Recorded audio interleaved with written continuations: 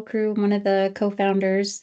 We are a ConnectWise consulting firm, and today I wanted to record a video to show you guys how I automated our prepaid hours renewal process. So we mostly sell block hour agreements for our customers, and so they prepay for a block of time, and then after they are about 20% remaining on that block, we have an automated email that goes out to them, allowing them to purchase those hours right from a Cognito form. So I kind of wanted to show you how we automated that process. I know MSPs today don't do a ton of block hours, but you could use this use some of the things that you learned today, maybe in some other way. So I'll go ahead and get started and show you. So let me share my screen. All right, so first of all, I have an agreement here, and this is a block hour agreement. So it's limited to 10 hours for that first block hour purchase that they bought. And they've used 8 hours of that 10-hour block, so they have 2 hours remaining. So that meets the criteria of 20% remaining.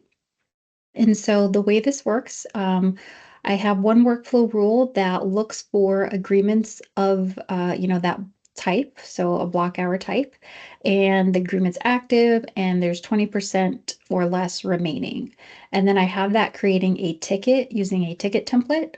So the description will say low balance on block hours.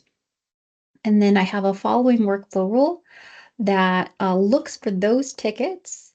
It's looking by the summary, block hours, 20% or less remains. Tickets open. It sets to run just once. We're just going to send this email once. So we have this email here. So heads up, your prepaid service hours are running low. Include the ticket number. So if they reply back and have questions, send me a report of, how much time you spent or where that time went, etc. They can just reply back. That'll update the ticket. And then in here we have a link they can use to purchase the hours. And so that link is to a Cognito form. And we're going to insert these variables for company name, company type, market is in there, ticket number. So I'm passing in some information to the form so that the form gets pre-filled with information about the company. So when they here's how that ticket works. Once it sends the email, it's also going to change the status to pending customer response, so that we know that the workflow rule ran on that, and we're just waiting for the customer to respond at this point. So if we this is how that email looks. I set up a test here, and then if I click that link, will bring us to the prepaid hours renewal form. And then they could, choose 10 hours, they could put in 20 hours here, 50. The rate goes down depending on how many hours they purchase. And then if I wanted to go ahead, fill this out.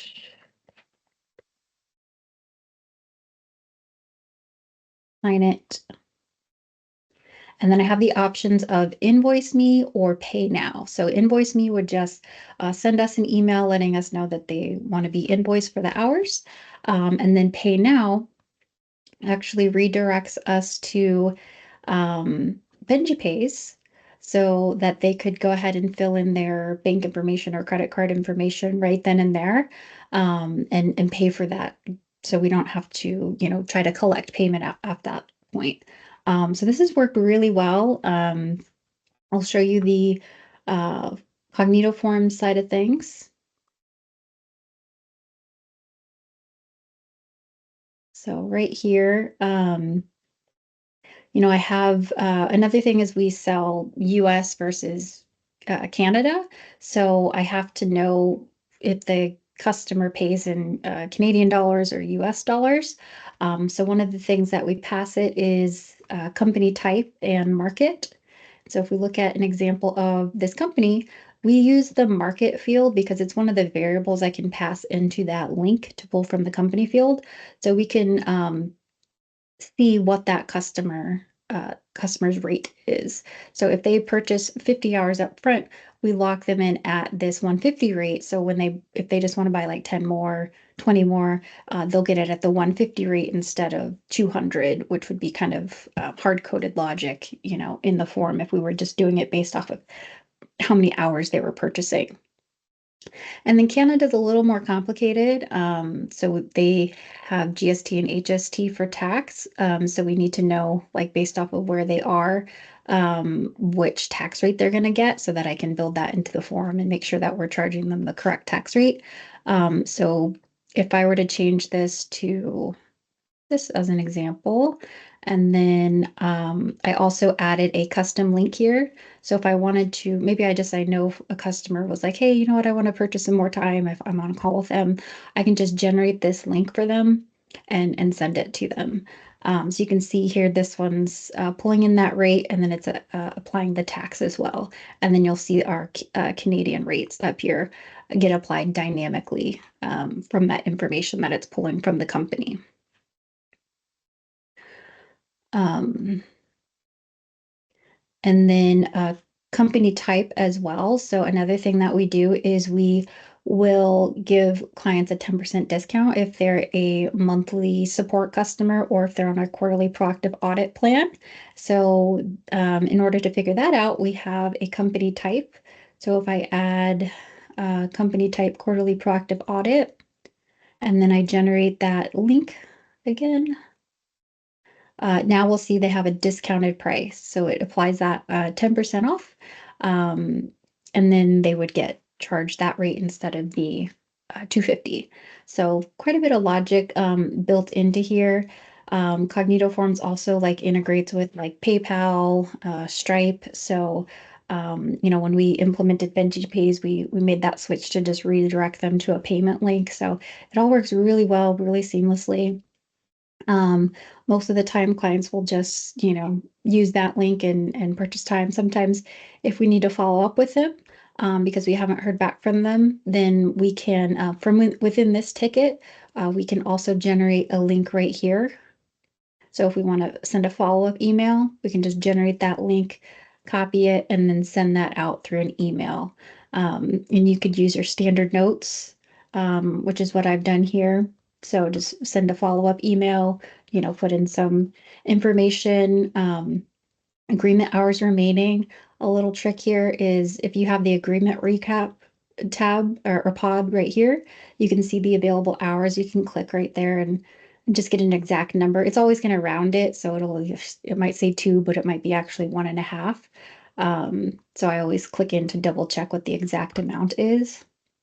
And then you can see here, because I've submitted the form, it's actually updated the ticket with that order details. So we can see, they purchased 50 hours, total 7,500.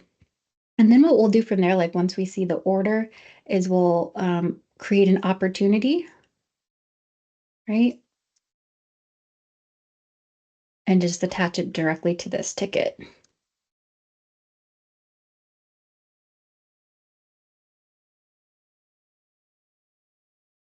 So once I attach it there, then we'll go in, add the product, and then convert that to a sales order. And that lets finance know that we're ready to create that invoice. If we need to send it out to them, we will. Otherwise, we just, match the payment that they made to that invoice. So it saves us a lot of time. It's definitely helped our customers. We also send out, monthly reports on how much time that they have remaining with us and where their time went. So maybe that's something I'll cover in another video.